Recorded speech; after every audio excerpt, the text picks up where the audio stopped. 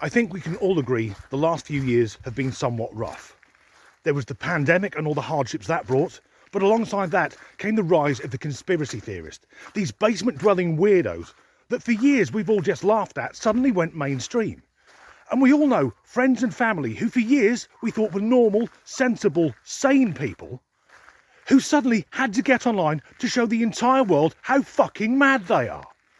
Then there's been the global recession, the economy has collapsed, and there's a war in Europe. So at least things can't get any worse. Also, I thought, scientists working in universities in the USA and Hong Kong have been working on a joint project for a new type of technology. You're about to see a short video clip. It isn't an animation, it's a normal film that's been sped up.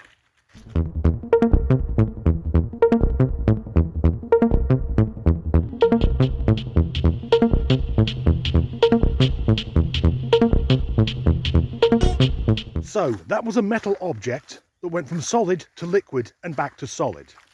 The people running the project say it's very early stages, but it will be a game changer.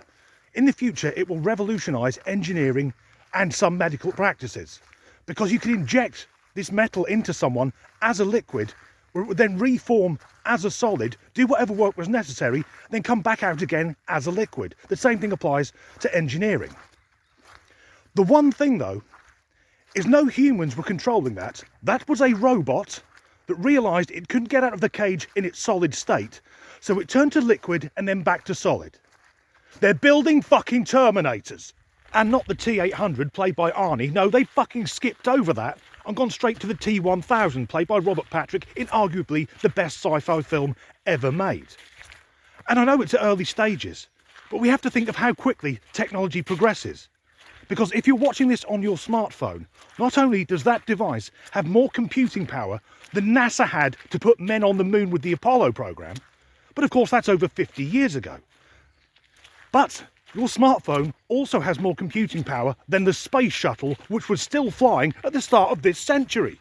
If you think about your smartphone, not only is it a mobile telephone from which you can call and send text messages, it's also a camera, a mobile TV studio, an editing suite, a games console. The power of these things is incredible. Now, I bought this phone last year and it's already obsolete. The rate at which technology progresses is that it doubles every 18 months to 2 years. So this phone is a year old, meaning that next year there'll be a model out that can do twice as much as this one. So if we think about our little metal friend, it's 2023. By 2025 at the latest, that technology will have doubled. It can already work out it's trapped and how to get out. So then by 2027, that technology will have doubled again. And again, it will double come 2029. Which in the Terminator is the year that Kyle Reese comes back from. There's the saying that life imitates art, and I would argue that film is a fine art form. But I don't want that imitated. We don't need shape-shifting killer robots. Seriously, if you're watching this and your name is, or you know people by the names of either Sarah or John Connor, warn them. And of course there are people who say technology can never be a threat. If AI gets too advanced, we'll just switch it off. To which I would say, how do you turn off the internet? As ever, thanks for watching.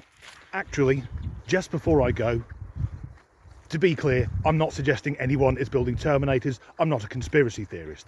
That video was more about the amazing and alarming rate with which technology is progressing. And it took up a few moments of your day, and now you can go back to screaming into the void.